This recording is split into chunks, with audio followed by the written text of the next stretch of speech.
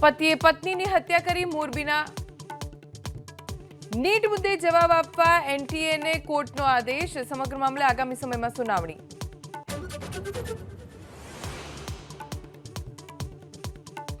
નવસારીથી સાંસદ સીઆર પાટીલે સંભાળ્યો કેન્દ્રીય મંત્રી તરીકેનો ચાર્જ જળ શક્તિ મંત્રાલયનો કાર્યભાર સંભાળતા સીઆર પાટીલનું અધિકારીઓએ કર્યું સ્વાગત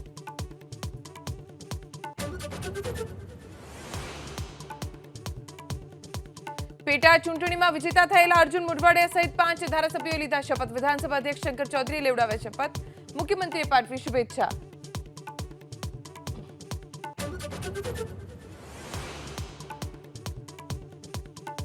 પ્રદેશ કોંગ્રેસ કાર્યાલય પર 13 જૂને સાંસદ જ્ઞાનીબેન ઠાકોરનું કરાશે સન્માન મુકુલ વાસનિક અને શક્તિસિંહ ગોહિલની ઉપસ્થિતિમાં કોંગ્રેસ ઉમેદવારોનું થશે અભિવાદન